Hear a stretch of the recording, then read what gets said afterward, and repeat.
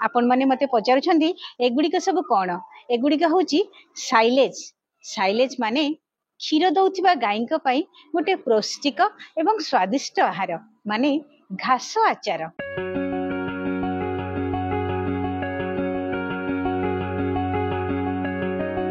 मक्का सब लगे कि आमे आफ्रिकान टॉल मक्का मंजी व्यवहार करिथिलु एवं एई आफ्रिकान टॉल ये मंजी फूल ये पूरा फूल आसीगलानी देखंतु ये पूरा फूल आसीगलानी मक्का रे आकु वर्तमान आमे चॉपिंग करिकी एथिरे साइलेज तयारी करछु। आसंतु जने चासी भाई को पचारि बुझिबा जे से केमती जमी प्रस्तुत करथिले एवं केमती मक्का चाष करथिले। मक्का बहुत सुंदर हेइची तो ये मक्का प्रस्तुत करिया पई कि आपण केमिति जमी प्रस्तुत कले टिके हम दर्शक बंधु को कहिबे। आज्ञा आगे हल आज्ञा आम आग कलु हल कला गोबर खत पकईलु गोबर खत पकईला मंजी सियार कलु मंजी 6 इंच रे गोटे नाका धाड़ी सियार है धाड़ी करके 6 इंच रे गोटे गोटा पइला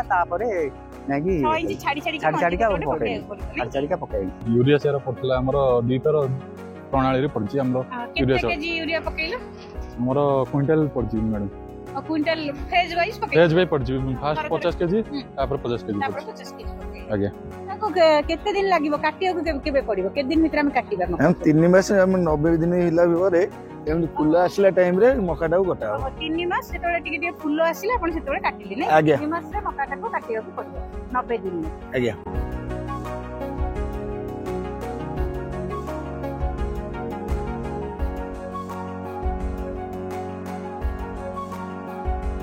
आज्ञा एटा चॉप कटर मशीन आम मका को चॉपिंग करके बर्तमान साइलेज बेल पैकेट तैयारी कर।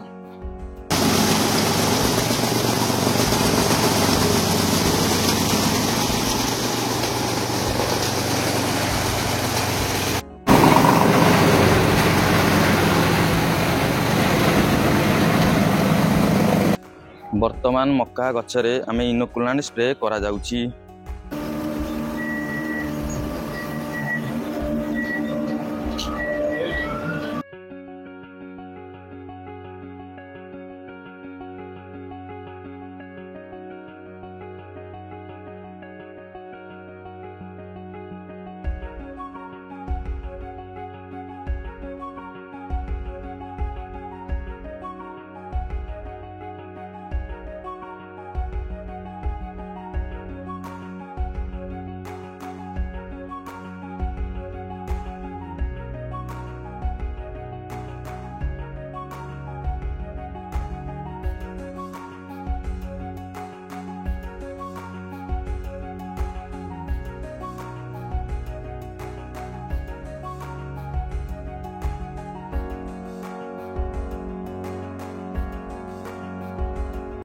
प्लांट सुगर लैक्टिक एसिड रे कन्वर्ट हुए आउ ये लैक्टिक एसिड रे कन्वर्ट हैला परे ये ताको कंजर्व करिया पई बा संरक्षण करिबारे सहाय्य करे।